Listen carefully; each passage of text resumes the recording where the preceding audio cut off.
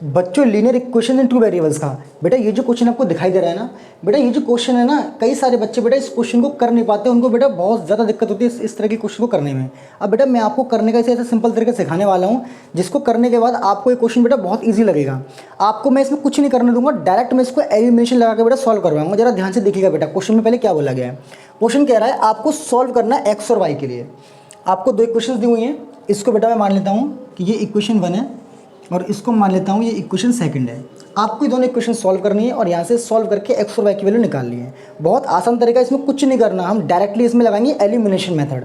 अब ज़रा ध्यान से देखिएगा, देखो यहाँ पर क्या है, यहाँ पर x प्लस वाई वाला टर्म है, एक 1/x प्लस वाई वाला टर्म है और 1/x माइनस वाई वाला टर्म है। हम क्या करेंगे, किसी भी एक टर्म के कोफिशिएंट को सेम कर देंगे। देखिए यहाँ पर 15 है, यहाँ पर 5 है, यहाँ पर 2 है, यहाँ पर 7 है। या तो क्या कीजिए बेटा, आप इन दोनों को सेम बना दीजिए, एलिमिनेशन में ही काम करते हैं हम, या इन दोनों को सेम कर लीजिए, किसी एक को सेम कर लीजिए। मैं क्या करता हूँ बेटा, मैं इसको सेम कर लेता हूँ, इस वाले टर्म को।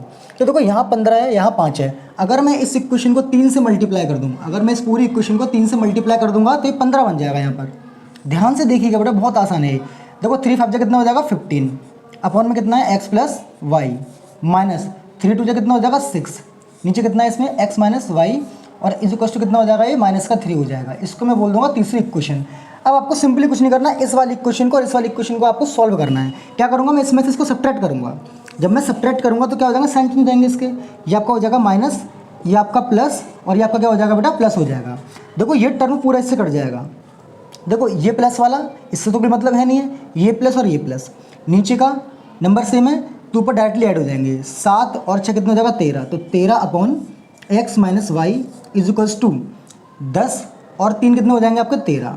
इससे कट जाएगा तो यहाँ से आपको x माइनस वाई कितना मिल जाएगा बेटा, ये 1 मिल जाएगा। x माइनस वाई की वैल्यू कितनी मिल जाएगी, 1 मिल जाएगी, मिल गई 1।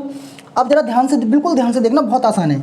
इस x माइनस वाई की वैल्यू जो 1 है, चाहे आप इसे यहाँ रख लो चाहे यहाँ रख लो, मैं इस वाली इक्वेशन में रख लेता हूँ। इसे मैं क्या करता हूँ, जो x y माइनस 1 की वैल्यू 1 निकली है उसको यहाँ रख लेता हूँ। तो कितना हो जाएगा भाई, 5 upon x plus y minus 2 upon 1 और इज इक्वल्स टू -1। अब नीचे 1 से डिवाइड करेंगे तो -2 ही आएगा, तो 5 upon x plus y -2 is equals to -1। इस 2 को इधर भेजो तो प्लस हो जाएगा, तो -1 + 2 कितना हो जाएगा आपका 1 हो जाएगा। तो यहाँ से 5 अपॉन एक्स प्लस वाई की वैल्यू कितनी आ जाएगी 1, क्रॉस मल्टीप्लाई करेंगे तो यहाँ से x प्लस वाई की वैल्यू कितनी मिल जाएगी आपको, 5 मिल जाएगी। अब जरा ध्यान से देखिए, मैं इसको थोड़ी देर पहले चौथी क्वेश्चन बोल देता हूँ, इसको 5वीं बोल देता हूँ। अब आपको इन दोनों को सॉल्व करना है, x और y निकल जाएगा। इसको इसके नीचे लिख लेते हैं जरा, x minus y is equals to 1। जो कौन सी क्वेश्चन, चौथी क्वेश्चन है।